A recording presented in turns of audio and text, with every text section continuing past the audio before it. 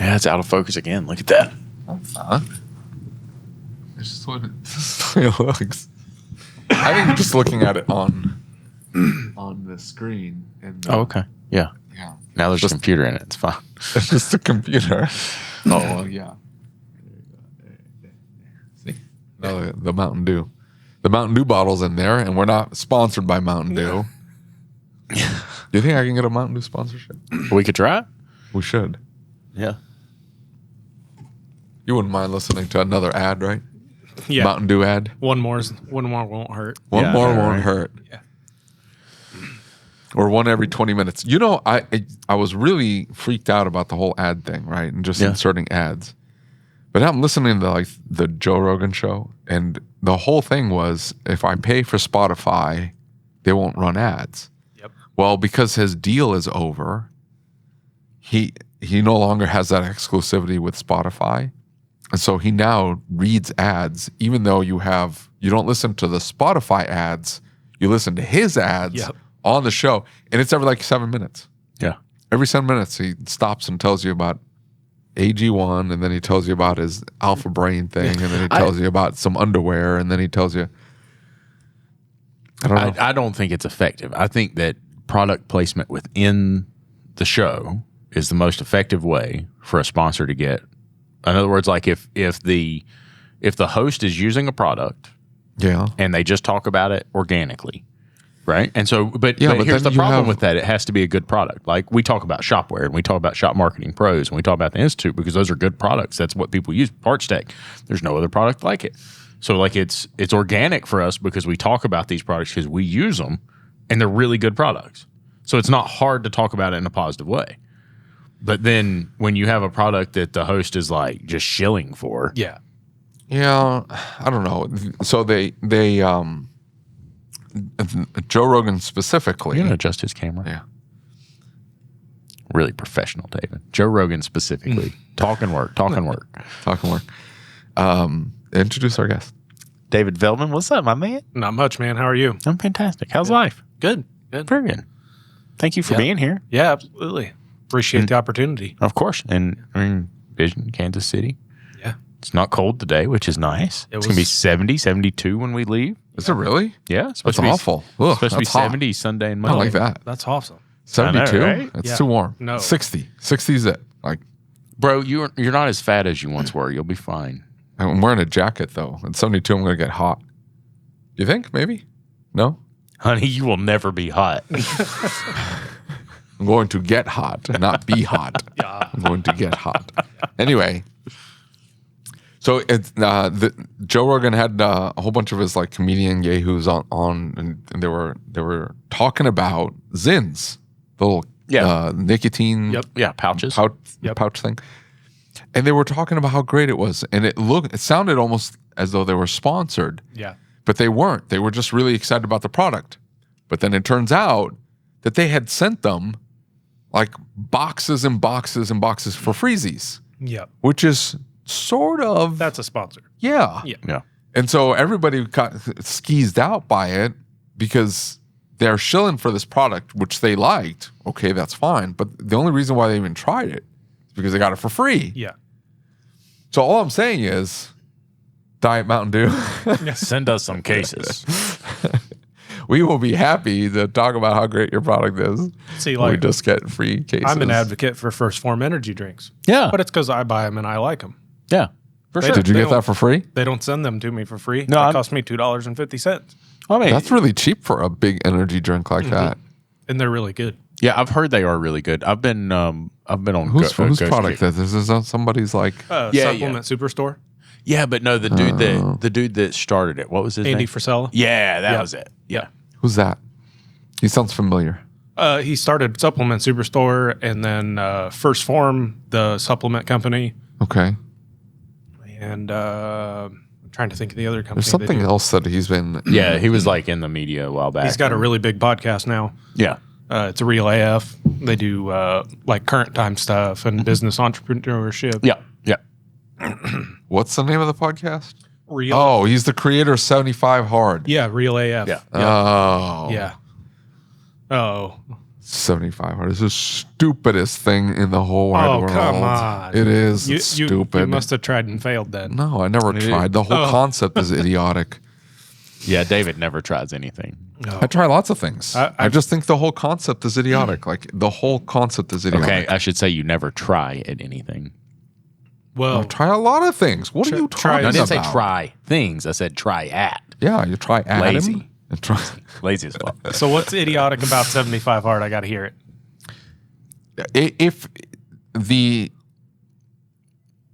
If you need to make the commitment to, okay, I want to get healthier, there's ways about it that are sustainable. That is not.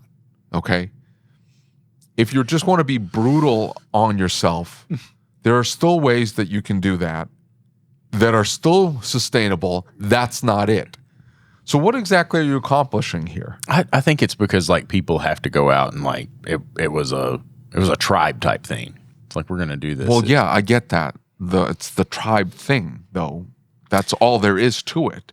You're not is it difficult? Yeah, but then okay, but do it all standing on your head.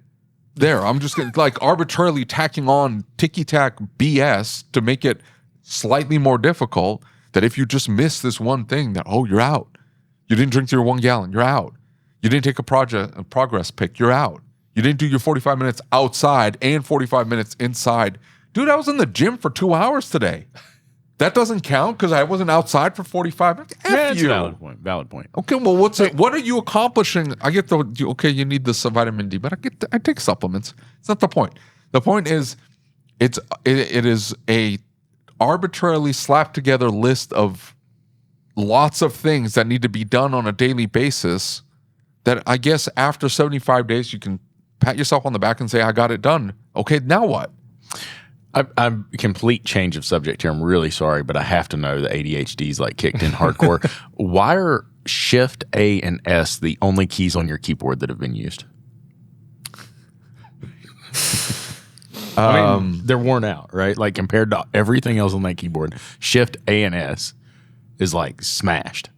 So Shift A highlights a whole bunch. So if you hit Shift and click on the top and then on the bottom or whatever, it highlights a whole mess of people. So when I'm moving files around, because I have like 17 hard drives at the shop, when I'm moving files around, like you have to highlight them. So that's not worn out. Those are like grease prints. That's just where he rests his finger. That's just me. Yeah, this is me like munching on something like. And I was just curious. I'm sorry. David Veldman, how is the shop these days? It's doing pretty good. We were down November, December pretty hard. Really? Yeah. Which November is normally rough for us. Mm-hmm. It's tax time. It's election year sucked. Yeah. Now, are you saying when you say down, are you saying down from usual or down from last year? Well, we moved locations, so we didn't have comparable from the year before because we went from 2 bays to 5 bays. Yeah. But in our new location, compared to the 9 months before, we were down. Right. We went from grossing right at 100,000, 90,000 to like 66. Holy shit. Yeah. We went from, hey, we're doing good. We're starting to make all the, everything's flowing right. Yeah. To, I don't know that we made enough to pay the bills this month. Yeah. Yeah, dude. It was November, and part of it is shop problems. Like inside the shop, we had issues and staffing stuff and all kinds of stuff. But yes. And then the other side of it is that it's the slow time of year for us. And I have been like hardcore focused on other things and not paying attention to the shop. And so the combination of that.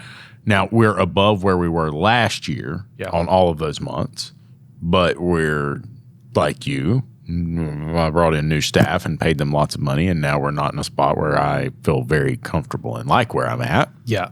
Yeah, and November was also rough because we fired our best tech in October, late September, October. So tell me what was the deal there? Younger kid, just completely unmotivated. Yeah. Would not he'd been with us 4 years, was really good, wanted to learn, did good work, attitude started to slip. We had multiple conversations about, what do you want in life? Where do you want to go? What do you want to do? Yeah. Never had a real clear definition of anything. He said he wanted a house and he wanted a truck and, all the things a younger kid wants, but would never do anything. He shows up dead on time and was the first one wanting to leave every day. What? So I guess questions, right? Like, hold on, I'm not hearing anything bad here. I'll keep going. Like, you're telling me stuff here, and I'm looking for the reason to fire him. So his attitude got real bad. Okay. Every car was a piece of crap. Why would we fix this? His notes on the tickets started getting shorter and shorter, and he wouldn't complete tickets completely, wouldn't send it back to the service writer. Oh, so he wasn't doing his job. Yeah, just started getting real sloppy about stuff, and then his work started to slip. Like, it was a progression of, it started in April, and we had a conversation, thought things were getting better. I thought things actually did get better. He was pretty good for a month or two. Yeah. And then it was the same decline again. What changed? He moved away from home when he came to work for us. He's about 3.5 hours from home. Okay. He moved when he was 18. Family situation was not great, so he moved up to his grandparents. Pestered me for 2 months to get a job. Great kid. He came to Vision with us 2 years. We went to Lucas's shop for the alignment thing. He got homesick is what he said, but I don't know that that's valid. These situations intrigue me, right? For one, I'm always curious, is it something in the shop and they're not saying it? Yep. Right. In other words, they're not aligned with our visions. They're not aligned with, or they think that something's happening that's not, or something's happening that may be, right? Yep. So that's one side of it. There's personal issues and relationships can tank human beings. Okay. I'm not going to say what my dad always says, but still. Oh yeah. But that's probably what it was. that it can absolutely tank when you're that age. The relationship. How old was he? 22. Yeah. Oh yeah. When you're that age, the relationship seems like this huge it's the biggest thing in your life, right? And if you find a woman or you find a man in your life who's not advocating for you to go and grow and build a career and all those things, it's probably not a long-term situation right then, right? But then there's other sides of that. And a great story that I heard a while back was Noah was telling me about a tech that worked in the dealership with him. And he said, this was like a very, very high-end tech. This dude had worked in like really high-end shops and was a top of a top tech. He's like, there is no joke. This dude was legit, fast, good work, high quality. And everybody started seeing him slip. And it was interesting because Noah's perspective was different than what ownership would have been, right? Like as owners, we would have looked at that tech and we would have said, did like I do something? Mm-hmm. Is something I did wrong? Yeah. Is there something going on in the shop? Yeah. Home life? Like I'm starting to try and break this down to understand it. Yeah.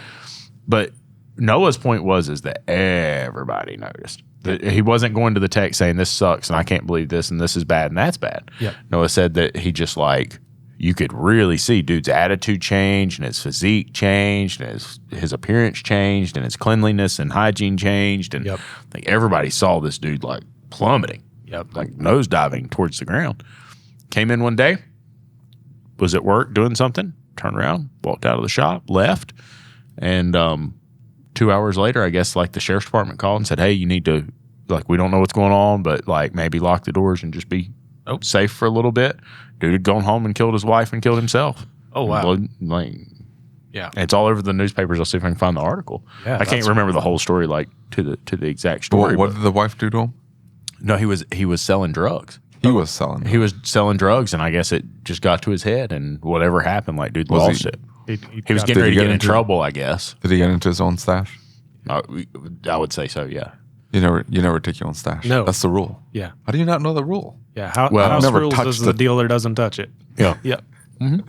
How do you know that? Hey, so the one thing, like you mentioned about the other tech noticing it, that's where I drew the line. Yeah. So one of my techs only works Monday through Thursday. And when he was leaving Thursday, he's like, hey, man, have a good weekend. And we were standing by the front door, and he's like, hey, what's going on with him? He seems really negative. Yeah. And I was like, we're done. Yeah. I'm not doing this. Yeah. Yeah. So, And that's really important to cut that yeah. early on. And I know that techs listening are like, what the fuck, man? Why would you do that? Nah, Yeah. dude. No, like you can tank a whole shop, and you can tank the whole attitude in the shop. And I've been going through some stuff like that with the changes that we made. It's not necessarily attitude stuff. It's just different belief system, right? Yep. But like it shifted the way that we all felt and how much we enjoyed going to work. And you know what I mean? Yeah. And so like you can't let stuff like that ride, or you will tank a shop in a heartbeat. So that was Thursday afternoon. So my wife runs the office and service rights. Yeah. And it had already started causing problems with me and her because I'm still in the shop most of the time. Yeah. And she's like, you've got to do something with him.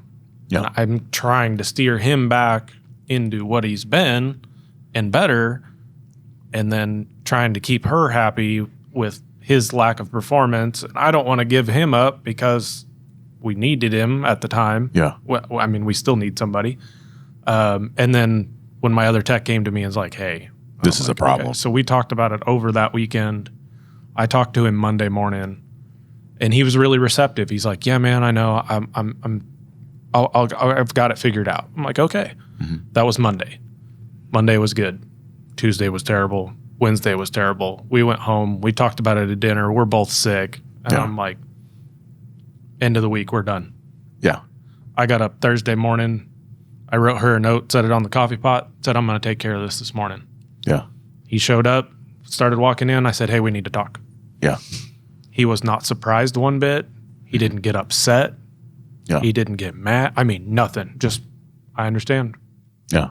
And then See, just- that's weird. and then That's just- it that's was- so. What's happened to They him were since? just waiting to be fired at Yeah. that point when they were like that. That was exactly Yeah. it. So we parted ways. He went home that day. He didn't work. Yeah. He called Saturday and wanted to pick his tools up. We weren't available. I had another guy come to the shop and meet him, and close mutual friend between all of us. He was talking to him, and he actually got out of him what was wrong. He had liked the situation when it was me and him in our little shop. Yeah. And then he was on board with all the growth. Like, he went to the new shop before we even got it bought, toured it. He's like, man, this is going to be awesome. We're going to have space. We can do all this stuff. Yeah. And then it was the growth. Like, I don't know if it was the pressure. Of like, now we have to go. We Yeah. have to push. Yeah, I don't know if it was that, because he never Yeah. really elaborated, but he told our mutual friend, he's like, I miss when it was just me and David at the old shop. Yeah. And like, dude, that shifted in our shop too. Like when we moved into the new shop, there was a lot of stuff that like, and there's days that I like regret the big shop. Yeah. I'm like, man, I would have just been way better off to keep doing what we were doing. So I still own my own old shop, and I use it for storage, and I'll go over there once in a while, and I never have the feeling that I want to be working in that space again. Yeah. But I have That nostalgia. and I just love the simplicity. Yeah. Yeah. Me too. It was so Exactly. much Yeah. easier. Yeah. Cause back like then. it's right next to mine. Right. So Yeah. I walk up there all the time, Oh, like yeah. walk through and I'm like, dang, dude. Yeah. Maybe this was stupid. Yeah. So What my possesses you people to like do this? Why? to what? Like get To, like, nostalgic yeah, about it? No, like or why? to grow. Yeah, yeah. I don't get it. So my old shop was built in 1956. There's one bay that has a 2-post lift and one bay that we put our alignment machine in. And the whole inside of the shop is only 28 feet. Okay. So like a 4-door mega cab truck, you can't Not walk gonna around fit. either end Yeah. of it. Yeah. Like you can't do anything. Yeah. The parking lot is horrible. If something's not running, it takes like an hour to get it inside. So Yeah. it was really not conducive to workflow. How long were you in there though? 9 years. Okay, so you made it work for 9 years. Yeah, but I went from making enough to survive myself, because I worked by myself for 6.5 years, and then hired the young kid. I hired him at 18, and then hired my wife in, and then when we moved, we absorbed another tech that was at the location that we bought, and now we've hired 2 more. Yeah. So I mean, we have grown a lot, and I'm happy to be where I am because it's where I wanted to be. Yeah. Yeah. But yeah, I still have those days where I'm like, man, it was just so easy by myself. Yeah, for sure. So easy with just me and him. Well, and that's my thought too. And my dad, when we were building my shop, my dad came to me and said, son, maybe we should back this down a little bit. Maybe we should because he was smart about it. He wasn't saying like it's because it's too much money, this or that. He was saying like, this is going to be a lot to manage. This is going to be a lot to keep up with. Yep. And he was right. I should have listened. I absolutely should have listened. That being said, I probably would have been complaining in a couple months like, I don't have enough space. Yep. Yeah. Right? Like, I can't do this. We went through something similar with somebody I really care about. Somebody very special to me, love very much. And it was a situation where I had tried to save it over and over again. Yep. And had tried to fix it and had tried to do things, and little by little, it just got worse and worse. And the work quality went down, and then it became protesting, as in, I'm just not going to do the work. Yep. I'm just not going to do this. There'd been blow-ups where wrenches had been thrown and temper tantrums, and like I had to put my foot down more than once. We had those too. Yeah. Yep. And so I knew that something had to happen. Yep. And I had made an ultimatum. I'm like, dude, like the new manager came to me and said, there is absolutely no reason for this person to be in the shop. I'm going to fire them, or if you want me to move them to a service advisor and see if they'll do okay as a service advisor. Yeah. And I said, the only way that will work is because we were starting to have attendance issues. We'd always had attendance issues, and I'd let it slide. And I made a bit of a monster. And so I went to him and I said, the only way this will work is if you reset expectations wholly. Yep. Right? Like, you have to say, no, you have to be here at this time. This is a very different job. It's very important for you to be here, dead on this time. And this person had been, well, it's a minute late, then it's 5 minutes late, then it's 10 minutes late, then it's this, and then it's, oh, I overslept. I'll be there when I can. Yeah. Right? Like, just no true care for the business, no true care for the coworkers. It was all like self-centered, all about them. Yeah. And at some point or another, I said, look, you need to say 1 minute late without calling. Now, you can call. Like, life happens. I'm not saying that. But 1 minute late without calling indicates to us that you're not taking this seriously. Yep. And that's it. You're done. Yeah. It's disrespectful. Yeah, absolutely. And so he had a talk. The other techs had a talk.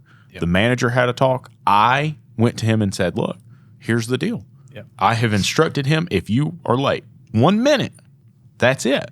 And I said, I'm not doing that to be mean. I'm not doing that because I don't like you. I'm doing that because I care about you, and we need some structure that gets you to a better place. Yep. I've been dealing with some personal stuff, and I want to help, but I'm not helping you by not making you follow a structure. Yeah. And so the rule is if you're 1 minute late, you're gone. And 1 minute late, second week. Yeah. And the manager's like, dude, what do I do? I was like, you know what you have to do. Yeah. He's So gone. he walked out and he's like, seriously? Yeah. Well, like, did you think we were lying to you? Because you'd enabled it for so long. Yeah. Yeah. And I feel terrible about it because it's my fault. Yeah. Like, there's no doubt about it. It's my fault. Like, the personal issues and that stuff's not my fault. But that letting it get to that point, 100% my fault. So he didn't have attendance issues, but like you had said, we were close. Mm-hmm. Like, when I hired him, he was 18. He looked at me as more of a role model / father figure. Mm-hmm. Had said multiple times over the years, you've done more for me than my dad ever has. Yeah. You know, he'd come to our Thanksgiving dinners, like all this stuff. Like, we were close. And I heard something in Rick White's class yesterday. Yeah. And it said, family and friends erodes the boundaries Yes, of what workspace. absolutely. We are team members. We are not family. Yeah. That's very true. And that's what had happened is the team had been broken because he was no longer valuing our side of the team Right. and carrying his weight. Exactly. All of a sudden, those boundaries are gone, and now the expectations change very much. Yeah.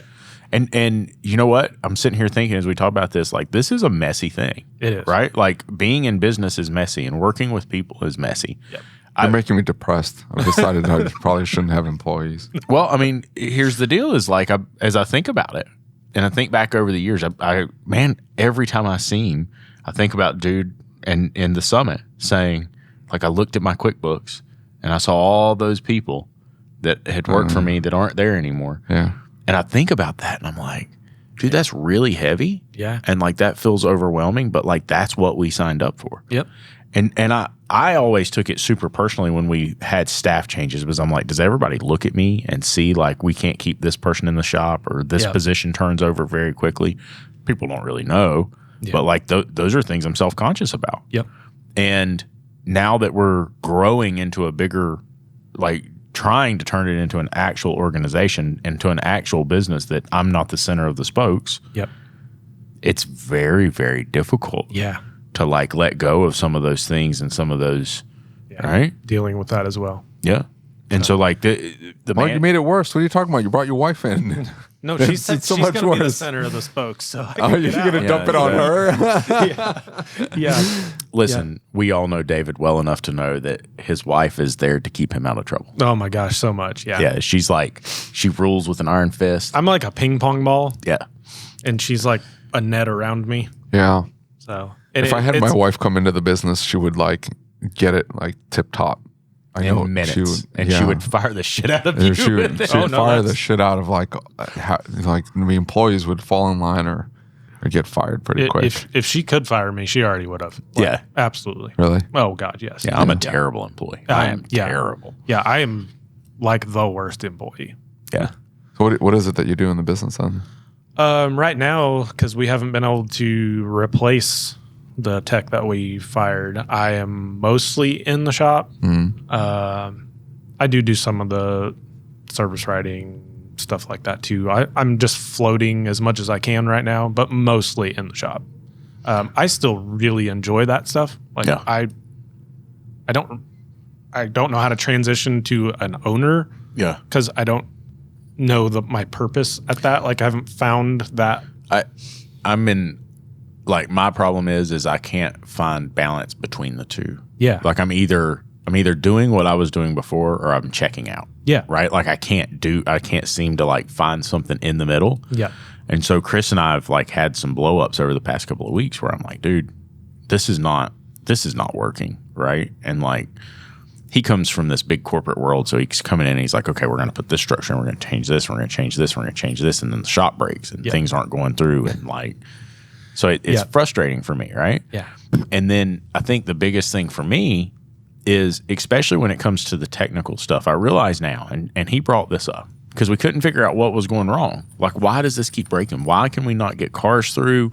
Why are we having missed diags? Yep. And he's like, dude, I don't know if you realize this, but everybody was depending on you. Yep. And so they would come to you, they would ride this up, and if they were not confident or whatever it was, they would come to you and they would say, hey, how do I do this? Or you would see it on a ticket and you'd be writing a ticket and be like, nope, don't do that, do this. Oh, that's me. And he said, so you're over here cleaning up the messes before they come messes. And he said, now without you here, nobody's cleaning up the messes before they become messes. And so That sounds so toxic. Thanks.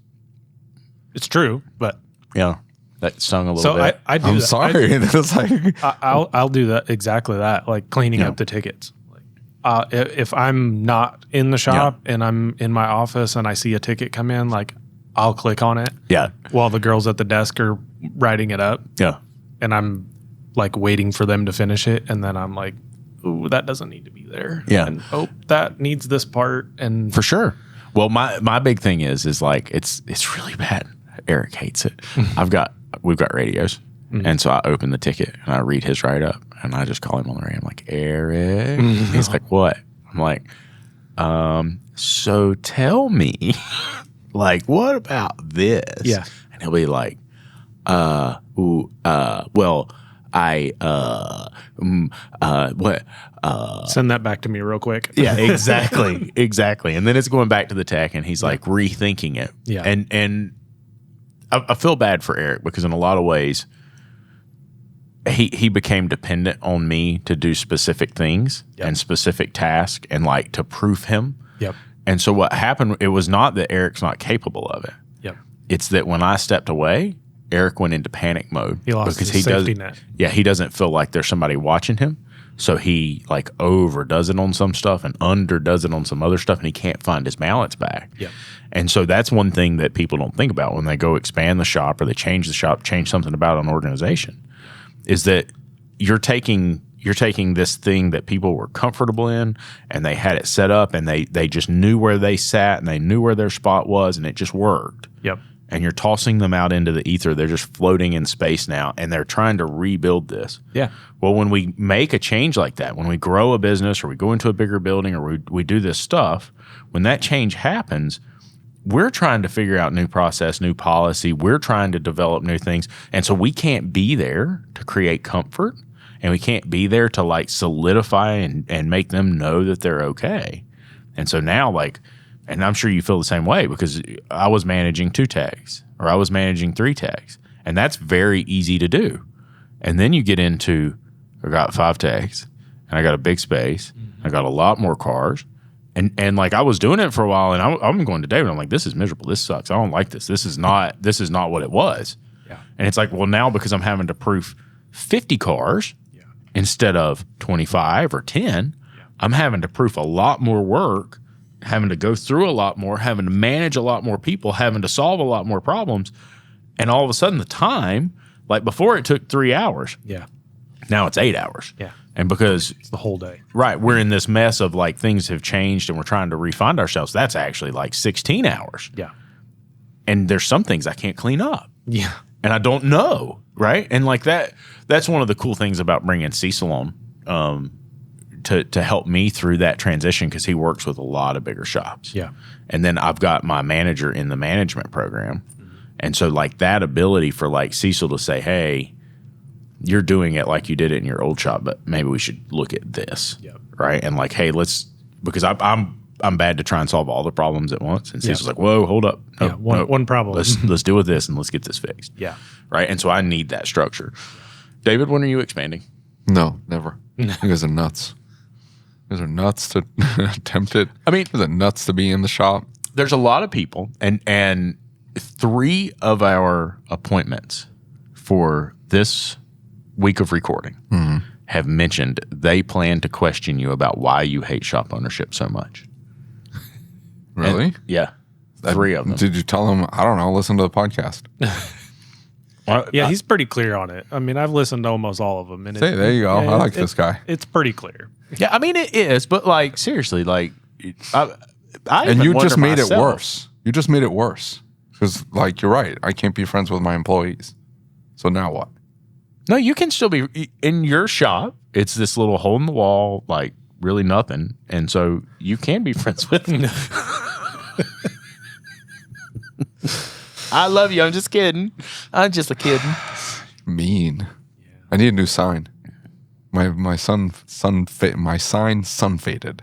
It's got a Your big sun my sign sun faded. And it had a UV. I bought the UV coating. Yeah. It wore off or something because it's got a big old yellow splotch. And I'm like, why is the light causing this like reflection? And Juan looks at me, he's like, what are you talking about? Sun damage. And I'm like, what? I bought the UV protection. And he's like, yeah, it lasts for 6 months, bro. It made it 4 years, 5 years. That's pretty good. It's 5 been years. years since we brought up the beaver and the banner and the tire plug. You know, the banner would have survived. The banner would have. I still have the banner. I think I might have slapped that sucker back on. So we have a banner. When we bought the shop last year. Oh, don't tell Seth Thorson. He'll never live it down. He'll just mention every single time he sees you, the banner. When we moved in, there's no signage on the building. Yeah. The only thing the shop that was there before had was, so it has a pretty good size glass waiting room office area. Yeah. And it was all window painted. And it was atrocious. Because it looked like Christmas and 4th of July. All at the same time. Oh, yeah. It had names and numbers and oil change and everything on every window. You could see out none of the windows because of all the painting. So we spent days scraping this off in January in the cold. Oh, that sucks. Well, then there's nothing on the building. So we had a little bitty sign that we put out front that said, hey, we moved. And then we bought a 6x12 banner as a temporary to put up. Well, it's 2.5 years later. we've only been there a year, so it's not bad. But it's like, it's mint. It's not faded. It hasn't stretched. Yeah, like it looks good. It looks like a sign when you drive by. Do you know what would happen to that in my community? Like, Okay, he's got high winds, so we get ripped off. We had The rest of us- 55 mile an hour winds when we left. I saw movement on the camera the other night, and I'm like, what was that? That's weird because like some cameras you get used to like, hey, there's going to Yeah. be movement on this and this, but not this. Yeah. And so when it alerts you and it's one that typically doesn't have movement, you're Yeah. like, so I click on the button and the gutter downspouts flying through the parking lot. gosh, And I'm like, yeah. oh, don't hit a car, don't hit a car, don't hit a car. You're like, oh gosh, yeah. Yeah, so we've got a sign that we've been working on doing like a shadow box backlit sign. And I called to order the UV face stuff for it and then got sidetracked and never got it done. So Are you two twins? it's one of those like You get to it when you get to it. Yeah, we there's a have sign banner. up. It's fine. good. Yeah. It's fine. It'll be all right. Yeah. It'll be all right. And then we have a 12 or 15 foot signpost that we were going to mount out by the road because our shop's set back about 250 feet off the road, Right. Main highway. But so we had a sign structure built in a 4x8 double sided sign made, and it's all ready to go up. Except we need to dig a hole and put concrete in the ground. And Do you have sign permits where you're at? yes and no. So we don't have to have a sign permit because we're advertising for ourselves. If we are putting like a billboard up to sell advertisement, you have to have a permit. And there's a sign company that has the billboards on both sides of this. So we can't put one up because I was going to do an LED sign and then sell ad space on it, just kind of make some extra money with it. And yeah, we can't do that because you can only have them. Not in our town. In our town, you have to ask for permission to put a sign up on your own flipping building to advertise your own business. Thankfully, we're in the county. We're not actually in a city. I am so we're too. pretty lean. And our area is probably 20 years behind pretty much everywhere else in America. So Well, so It's not a bad thing. like not at all. in our situation, the sign, they have to come out themselves and measure the sign before you put it up because you're only allowed so many square feet of signage. And it has to, like, you can't put a light over top of it unless you meet this criteria, and you can't do this unless you meet that criteria. And it's just, it's really silly to a degree. Yeah. I understand why they do it in some cases, but I don't have a sign out by the road. People can see the sign when they drive by the shop. yeah. But, I mean, it is what it is, right? Like, You whatever. don't need a sign. You have a giant red barn next to Mystery Hill. Like that's your sign. I mean, I'm not After being there, yeah, you probably don't need a sign by the road. Yeah. No. For sure. The water did not make it to the shop, but the water did make it in the gray building in the White House. Can you believe that? Really? Yeah. Wow. Right? Like the shop was high enough it didn't get to it. The water made it up to like the level that the shop would be at. Like it made it up to that part of the gravel. But I mean, that building is 60 foot. The gray building is 60 foot above the top of the water in the creek. If that tells you how much water That's a was lot there. of water. Yeah, dude. It was pretty crazy. And like, at Tweetsie, you drove by Tweetsie, didn't you? Yep. So like, their parking lot when you drive by it as you're going down through there, the water made it to the bottom of the guardrail in their parking lot. Oh, That's insane. That's like 100 and some feet. that's a lot of water. Yeah, dude. It's pretty intense. Anyway, I don't know how Yehu's doing. Being in the shop meddling. Well, I mean, look, you do something that I was guilty of at one point or another is like you just check out and you act like nothing's happening. And then what happens is when there is no money and everything's on fire and burning. Everything is always on fire. And there's one's like, never dude, any this money. is falling That's apart. how we operate on fire, no money. Every day, every single day. Yeah, I didn't Are know there there holes was in the anything shop? different. There is nothing different. The only thing now is I just don't have to be there. On fire, no money, not there. Versus on fire, no money, and I'm there every day. Which one would you choose? I wouldn't know what to do with myself. Dude, Well, I used to find things to do. Yeah. But I found I guess God like played this crazy trick on me because like I hired a manager so I could have like some free time and breathe. And I'm telling David how stressed out I am, and then like life just tosses all this shit at me, and and now I end up with another job. Yeah. no. Now you're meddling in two businesses. You need to commit to one and just focus on the one. That's all you got to do. Just focus on the one. I was gonna hire you to manage the other one. Give it a year. Give it a year. A year. You'll be okay. The shop will be okay for a year. It won't be that bad. I'm gonna give you. It's already a one of the dumpster jobs. fire. Yeah, exactly. That's true. Like what's gonna get worse? You were already complaining about how bad it is. So it's like, oh, we're not getting the cars. It's okay. How much worse could it get? It's not going to get that much worse. And here's the thing, like you need to give up a little bit of like the money control just so they can see like, hey, if this much comes out, this is how much is coming out every day. So if you don't hit this number, I'll share that with them. like it's got to be like every single morning you walk in there and you write down the dollar amount. And this is how much was coming out, and this is how much came in. Go. That's it. Let them handle the rest. See, that's what I got Nicole for. And she worries way more about it than I do. Yeah. Oh, yeah. She'll be in full panic mode, and I'm just like, it'll be fine. You know what's so weird about this is that, like, years ago, I remember freaking out when we got down to like $50 in the checking account. Yeah. And now I'm like, oh my God, we only have $80,000. Yeah. This shit's going to blow up in my face. Yep. Right? I operate on $50. I don't know how That's kind of where I'm at. $50. Like, Yeah. Hey, I finished the day with $50. This is pretty good. We're looking up. When I started in 2014, I did everything on paper because it was just me. Right. And I still have my notebook that I used for my bank account register. And at the end of every month when I got my statement, I would go through with different color highlighters for checks, for debit card stuff, and then the cursed negative amounts. Right. And every once in a while, when I think things are bad, I go grab it. Yeah. And then I look at it and I'm like, oh yeah, look, negative, negative, negative, negative. That negative number just keeps getting bigger. Do you have a record for NSF fees in 1 month? No. I do. So I was really, really, really good at playing the cup game. So I was not. I was really good not. at it. So I think the most I ever got was probably 3 a month. I got you beat. But I was really good at, I know if I get this job and this job Yeah, done, dude. it covers all of this. So I'll just work all night. So that's what I used to do. The problem was like I was relying on the mechanics to finish the car. Yeah. And if they didn't finish that car, like, hey, it's 4:00. I need this car done because that check's gonna hit tomorrow. And then they're like, what? Yeah. And then the client doesn't come pick it up. And you're like, And then the client doesn't pick up, or and then the bank that I was using, they would push through the transactions as they came in. Yep. It wasn't everything is pending and then it hits at the end of the day. The bank I use now, that's how it goes. Yep. Everything gets hit, it's all pending, and at the end of the day, it gets zapped. Yep. And so the money's got to be in the account, into that account by the time they close, because otherwise you're screwed. But even then, they're on the West Coast, so you can just make a couple phone calls and move some money around, you're fine. But that OPEX account has got to have X amount of dollars.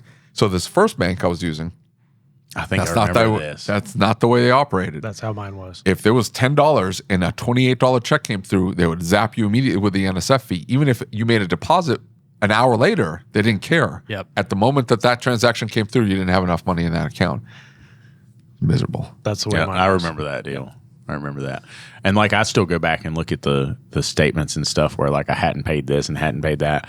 And we're getting to the point now we've switched to where everything we can except for like our main supplier is on credit card. Yep. Because then like I learned that from this dude. Yep. Because I cannot keep up with that. Yeah. Like, and as the shop's grown, the number of bills and the number of things that have to be paid and like, because now we have bulk oil and now we have a tire dealer that we have to move a lot more tires through and like all of this stuff. And I'm just trying to keep up with, did this person get paid, and the advertising and all the shit to pay at any given time. It's just easier to pay the credit card. That's what. It's just easier to pay the credit card. When Nicole came in the shop, she made a lot of changes for the better. Yeah. Like that. We got a shop credit card. Everything goes to it. We just make the payment. Our parts, tires, like you said, everything goes through it. Everything we can. Yeah. So my family's business went to bill.com and they've got it set up to where you scan a bill and it automatically adds that bill. You've got to know that, hey, this is due. It's not something that was paid on a credit card or whatever. And you just scan the bill and it puts it in. And then you go to the platform and like once a day you look at it and you say, okay, I've got the money to pay this. I got the money to pay this. I got the money to pay this. And like it kind of gives you this rundown of like, hey, what's coming up that has to be paid? How much money do you have right now? And then you can take and say, all right, I'm going to have this much more money come in so I can balance that. Kind of automates the process a little bit. Yeah. That's pretty neat. Yeah, it's a neat setup, and it's something that I've thought about adding for the shop, but the boss says no. I wouldn't do it. I just kind of like the constant juggle. Chaos. Yeah. Yeah, the chaos is nice. Yeah, the chaos. It makes me feel like I've achieved something. Yeah. Even though I haven't. Yeah. That's what it is. I'm just telling you. You need that constant like stimulation that Because otherwise, you're going to get bored. Because like he said, I wouldn't know what to do with myself if there wasn't like 50 fires that I'm putting out in the shop every single day. Instead, you just go to the gym, put some creatine in your crack pipe, and exercise all day, right? Is that what this is? No, just do that in the mornings. Oh, you cut out the afternoon. That's right. Okay. And no afternoons. No afternoon runs. It just messes up your whole day. But, I go to the shop, and if I need to make estimates, I'll make estimates. But that's probably, 3 or 4 times a month. Like, they get behind on estimates. Or Juan will text me and go, hey, can you knock out this Land Rover? Because it's Land Rover, and everything's miserable to quote on. Yeah, they are awful. So he'll text me, and then he'll be like, oh, handle it. But other than that, like, I'll go in there, and then, like, I try to get ahead on the podcast recordings and try to get them all processed and ready to dump in there. And then I mess around with the YouTube or whatever, knock out whatever I have to knock out. And then that's it. Then 2 o'clock, go pick up my kids. I'm done for the day. I can't do that. Yeah. Like, I need that constant, like. Yeah. I wake up at 4:50. I'm at the shop by 6. Ugh. I'm not doing that anymore. I'm there till 6. I burnt myself out on it. You got any kids? She's 17. Oh, So yeah. she hates me right now. So, it's one of those deals. She's not working at the shop. Dad is the devil. No. We actually offered her a job late last year. She was just going to do the DVIs, do the intake stuff. Yeah. And we set up a job interview with her. And so I've split custody. So she stays with her mom and then stays with us. And she was supposed to come in for an interview and didn't show up. She flaked. Ghosted her own dad. She didn't feel well, had a headache, Yeah. something. So I just texted her back and I was like, I don't think this is going to work. Oh, so now you really are the devil. Oh, yeah. No, I 100% full on employed her. She's like, I don't understand. And I was like, it's an interview. I expected you to show up. If you're not going to show up for the interview, who's to say you're going to show up for work? And I don't want you here if you're not going to be reliable. Yeah. Well, and so unfortunately, like, that is raising a good child. That's what raising a good child looks like, right? Because there's consequences for our actions. Yep. What happened to you, David? What are you talking about? There's nothing but consequences. That's all I've been dealing with my entire life. Yeah. Well, I know that's Even when it's not my fault. Even though I wasn't involved, still dealt with the consequences. I'm just saying. So yeah, You're a terrible person. Yeah, I'm the terrible dad right now because It'll- didn't give her the job, and How long ago was that? You said a year? No, that was late last year, October, November, somewhere around there. So you got what? Another 6 months before things start to. yeah, probably. Man, It's almost her birthday, so she'll be more friendly. Yeah, that's right. Yeah, her birthday's coming up in April, so she'll probably move until back. she hears this podcast, and then she'll like kind of. Yeah. Oh, I'll make sure and send it to her. And be like, hey, you remember when you didn't get hired? Yeah. I think that I get mad at my kids because they're like, I don't want to work in your shop, Dad. Like, my son's all about it. My daughter wants nothing to do with it. She said that she will eventually, as she learns to edit, she'll take over your job for you, and you won't have anything else to do. oh. Don't do that. What am I going to do with my time? I got something in the works. We'll see. Yeah, we can all tell you have something in the works. I do. I have something. I'm very excited about it. I kind of hit a roadblock, but I'll get past that roadblock. We'll see. For some reason, I'm worried this is going to cost us all a fortune. I'll never financially recover from this. Yeah. So a little bit, yes. But, if I can make it work, we'll be rich. Oh, one of those. Yeah, Yeah. right. Yeah. This is a get-rich-quick scheme. It's not going to be called quick. a silver It's not bullet. gonna be Does this quick. go back to the dealer's not in the stash, or? No. Nothing illegal. No. David found a new type of creatine. It's you ever watch King of the Hill? Yeah. There was a bait shop Yep. episode, right? And so David has found creatine that's like the bait there, and see, it's fast delivery, right? And it's a special kind of creatine. It gives you lots of energy. Okay, it just drips out of your nose later. Okay, don't worry about You it. got to It'll snort be fun. it. Yeah. It's white powder. You just got to snort it. It's not flavored. It's not flavored. You can rub it on your gums if you want to. Why Get a little can't I feel sting. my nose? Oh, yeah. David lost the weight somehow. That's all I'm saying. Cocaine? I mean, it's a hell of a drug. It's chosen method for a lot of people. Does that make you lose weight? Yeah. Oh, yeah. Really? Yeah. Oh. Not quite as fast as meth, but meth also takes your teeth too. Well, yeah, So- I'm not going your down that brain. road. Yeah. Yeah. We don't have to worry about that with David. So if we want to lose weight, cocaine. If you want to keep your teeth. Yeah. Yes. Otherwise, It's very expensive. It makes terzepatide look cheap as shit. The biggest problem with it now is it's all being cut with fentanyl. Yeah. so it you kills could you die. too. Oh, Yeah. yeah. So you get the wrong batch and you're just Yeah. done. Oopsies. Yeah. who does drugs nowadays? Because you never know. Because Everybody. kids are still like getting into it and stuff like that, knowing yeah. that hey, Yeah.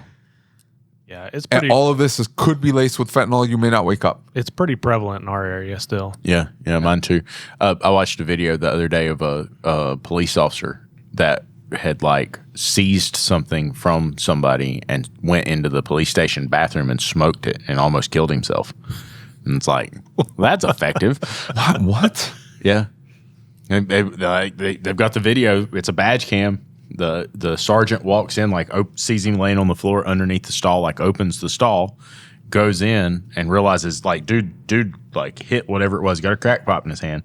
He folds over. When he falls, his legs like go back behind him, almost like it looks like his legs are broken. He just like collapsed in the floor.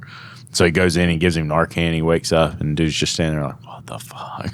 Like, this is fucked up. So we've all seen like people on drugs, and Yeah. I've just never had the thought that I'm like, I want to be like that guy. Yeah, that Like, looks sure. great. I That looks really like a wanna- good time. I The really person want to bent smoke some over. meth and be like that. Yeah. Like, It's really interesting because I think that a lot of it, if you've ever watched The Salton Sea, it gives a good description of where meth came from, right? And it makes you wonder if... What is that, a documentary? What? No, it's a pretty fucked up movie, but I'm just saying... Salt in the Sea? The Salton Sea. It's a super fucked up movie. Like, I'm just warning you folks, if you I'm watch in. it... No, like, I'll look this up. Yeah, Like, if you folks watch what- it, you're gonna... Give me like a comparison. It's more gruesome than Pulp Fiction. Pulp Fiction wasn't that gruesome. It gives me like... Yeah. I have a past life that involves some of these things, so it seems very familiar and seems very connected to like the life. You ever I seen usually- Train Spotting? No. But like in the beginning of the movie, he lays out where it came from, and it makes me really think that there's probably more involvement of a foreign entity or something that's caused this to happen. Yeah. Because What are you talking about? The fentanyl all comes from China. What are you talking about? would you shut up for a minute? Let me finish what I'm saying. You ever shut up? You just Foreign entity. Except for yeah, when- the Chinese are sending. They're trying to get us all addicted. That's what Killed. That's what I was getting at. Yeah. Is that there's got to be more to the story than that, because like these people, there are people who are programmed. Their brain is different and it cannot handle that, and they cannot break the addiction cycle. Yeah. Right. I've got friends who are still in it or who are coming out of it. That, like, for instance, one particular person, he used to drink Mountain Dew, and everybody, like, super brilliant dude, high functioning ADHD like this dude, right? And he could drink a Mountain Dew and he would go nuts. I mean, he would just be spastic. And he got introduced to meth. And when he got introduced to meth, like, his brain could not let it go. Yeah. Like, it was a very difficult recovery. Yeah. And then to watch him like not have energy and not be able to function, like Yeah. when I stopped doing all the things that I shouldn't have been doing, it was pretty quick that my brain returned. There were things that didn't return to normal, Yeah. but like they know that you don't Yeah. just recover. You don't just turn back into the person you were because it changed your brain chemistry. Yeah. Right. And so that addiction is almost like programmable. Yeah. And so I can't help but wonder if some of these addictions weren't specifically like designer drug designed to make you do a certain thing and act a certain way. Target a certain type of Yeah. Yeah. The addictive personality thing is a struggle for a lot of people. Yeah, for 'Cause- sure. And from what I've been told, because I have a friend of a brother of a friend that he's been Narcaned 3 times. Holy crap. Yeah. I mean, like you, Like you know the consequence of that. Yeah, he's right? been there. Like, he knows. Yeah. But so it started with, I think it was some dentistry work, got some prescription stuff, liked the way it felt, and then the prescription ran out. Well, hey, what feels like this? Yeah. Oh, do this. Yeah. And then it's a downhill slide. it just continued because he like you said, it had rewired his brain, and that's all he wanted was, I want that feeling. Yeah. And he just I can understand that. I can understand that. But there has to be some common sense behind it. So I was telling you about that 20-year-old bodybuilder. There was a 20-year-old because the Arnold Classic just happened in Columbus, Ohio. Yeah. 20 years old. She was taking DMP, and which is like the most toxic thing you can possibly take to burn fat. And she was taking diuretics. And she took too many diuretics. Potassium built up in her system, and her heart just short-wired, and she stopped breathing. She died. 20 years old. Now, all of these guys are like injecting themselves with 18,000 things. Okay, which I understand. They're taking 18,000 different things. And some of it they're taking to experiment with. I take a lot of things to experiment with, a lot of supplements. I take a lot of weird stuff. Yeah. And for the most part, they're meant to elicit some kind of reaction and give you some type of reaction. All right. And some kind of benefit. But when some of these guys then keep pushing the boundaries and they go, okay, well, I'm going to start taking testosterone. And then there's a therapeutic replacement amount. And anything past that is to get a reaction. But that reaction then comes with consequences. Yeah. And those consequences have to then be mitigated. But then they add additional components on top of that. And then another additional component. And the ones that get in trouble, now the entire thing is, I want to feel like the way I feel while I'm like just completely loaded up with androgens, right? Because it does feel fantastic. Yep. You want to feel a certain way. You want to feel ridiculous. You feel like Superman. Okay, great. And I can understand wanting to chase that feeling. The ones that get in trouble are the ones that do not mitigate the side effects because there is no free lunch here. Yeah. You have to go, okay, this is going to screw up my kidneys. This is going to screw up my liver. This is going to screw up my heart. This is going to cause my heart to get too big. Yep. It can no longer pump blood. I'm going to die. But you know what's crazy about it is that they start doing this, and then because they didn't have an adverse reaction or they don't realize the adverse reaction, what do? They go recommend it to somebody else, and then that person tries it. And I've seen that in the illegal drug world, right? I think the most painful thing I've ever seen, the most sickening, disgusting, horrible thing, I still like, I see it in my head sometimes, and I think about this person and like really hate this person for what they did. And I let other people know, like, hey, this dude is a real piece of work. This person held down a 18-year-old girl and put a needle in her arm. And I will never forget that. She's completely sober, right? She'd never done anything like that. And she said she didn't want anything to do with it, and he held her down and he made her. And I will never forget that. And I mean, my personal belief is, I'm not going to share my personal belief because if something happens to him, I don't want anybody to think that I had anything to do with it. But still, like that, I have seen people do stuff like that. And like, that's sickening. Yeah. But they, in that moment, they don't think they're doing anything wrong. Yeah. That guy didn't think he was doing anything wrong? No, absolutely not. Really? He thought, oh, she's going to understand what a great time this is, and I'm just going to show her how fun this is, and blah, blah, blah, blah, blah. No, that's wrong. Right?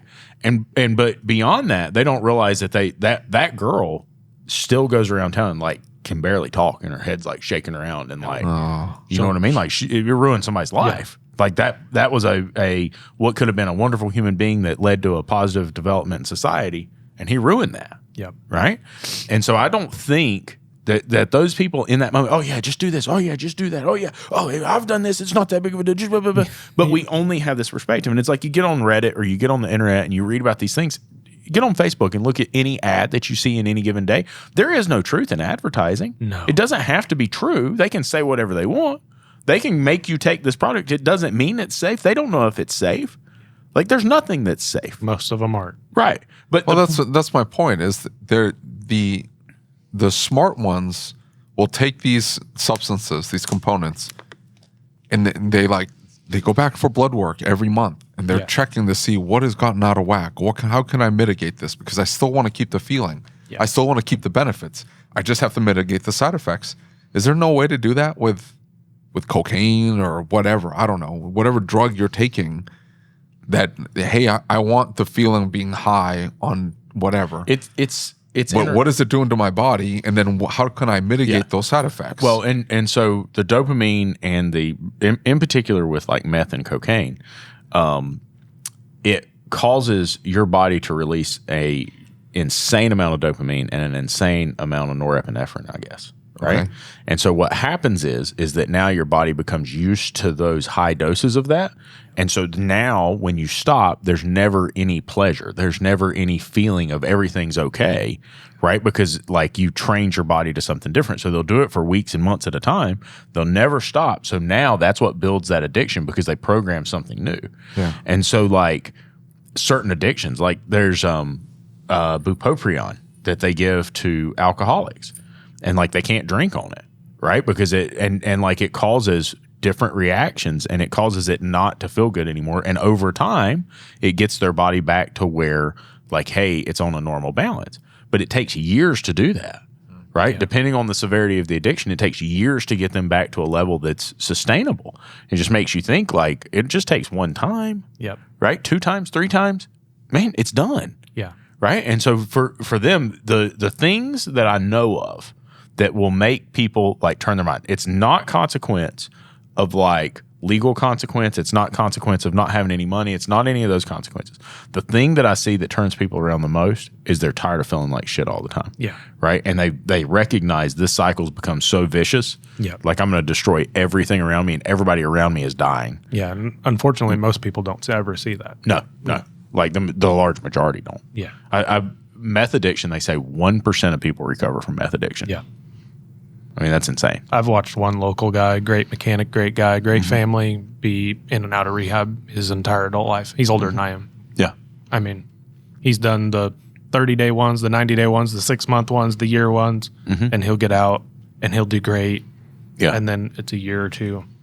Then you'll see him and you're like, well, he's back on the stuff. Yeah. And then, for sure. Then you don't see him for a while. The most aggressive addiction that I have ever had is food. Food is the one that I struggle with. That is mine. And most people won't admit that that's actually an addiction. Yeah. Oh, it's an addiction. Yeah. I don't know how you can't. It is the most undiagnosed, unsupported, acknowledged addiction in America. It's food. Yeah. It's a thing. And David points out all the time, like we used to go to these shows and our entire thing was food. Where are we going to eat lunch at? Where are we going to eat dinner at? Yeah. Like that was our entire day. That's I've been struggling with that here the last 6 months. Yeah. I wake up in the morning, it's what I'm having. What am I going to eat?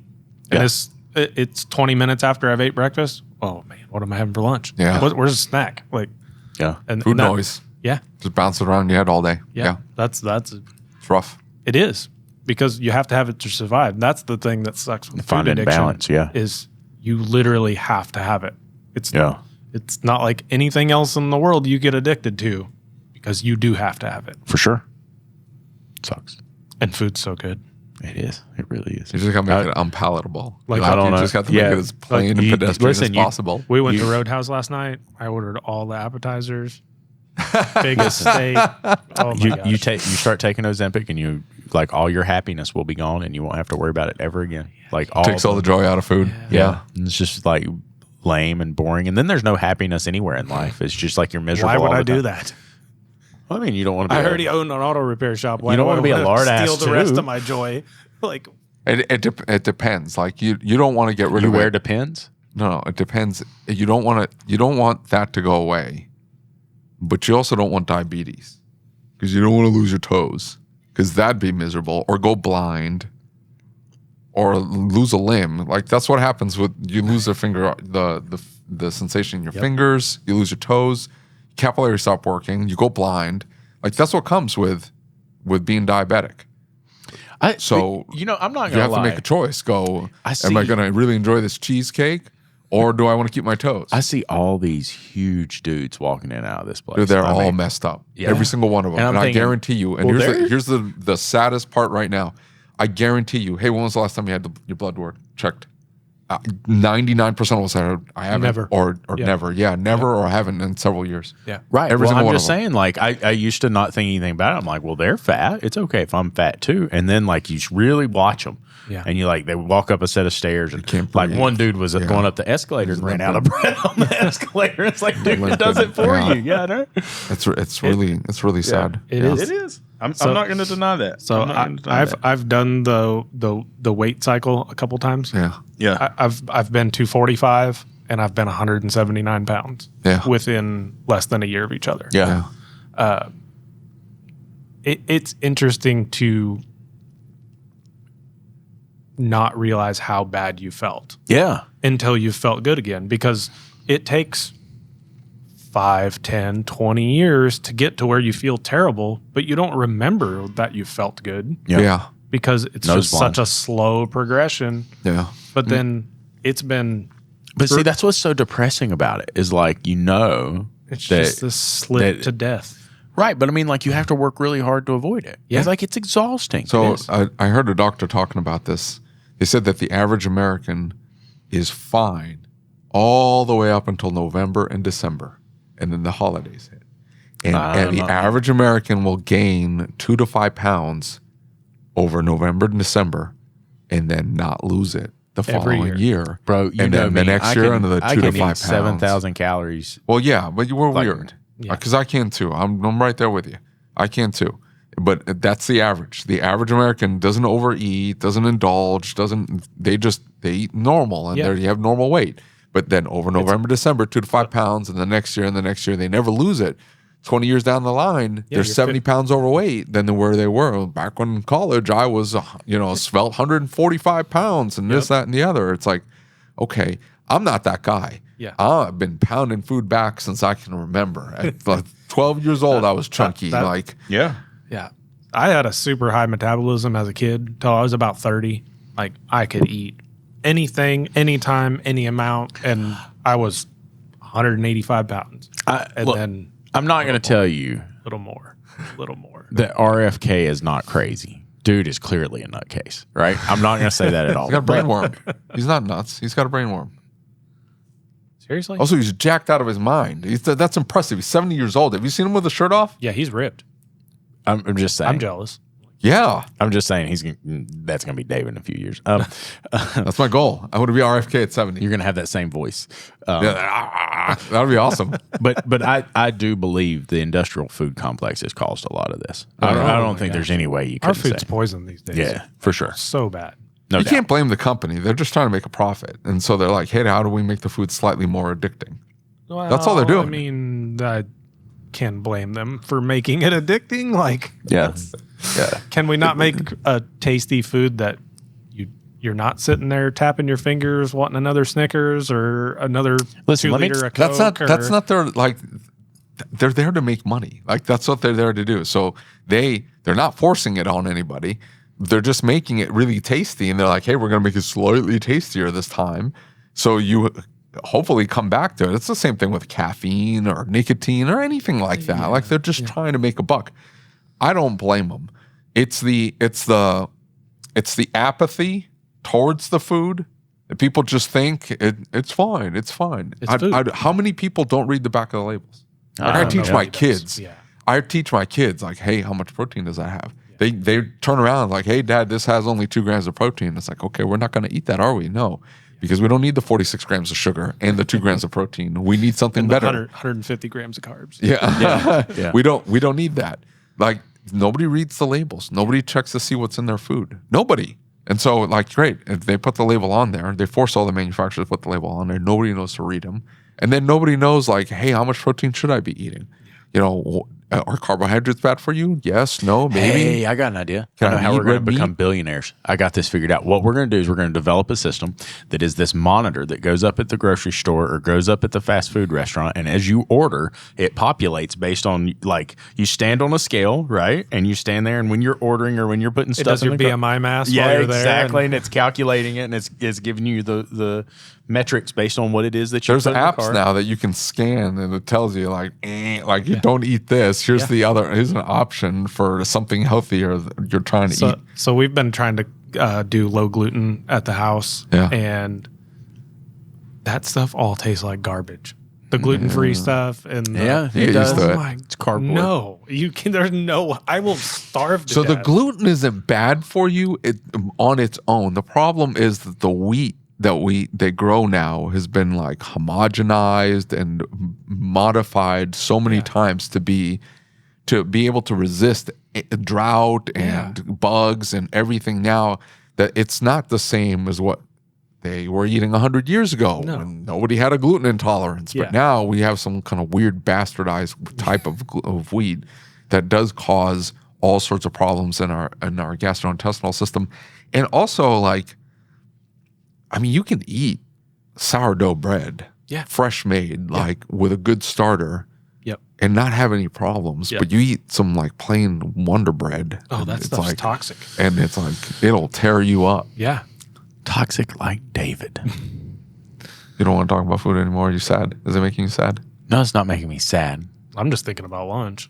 No, I'm not thinking about lunch. I'm not remotely hungry, but We'll go back to Protein House. Yeah. No, I know we need to eat, and we've got another recording in an hour. So Oh, I gotta pee. I don't think we need to know that. Sorry, we do.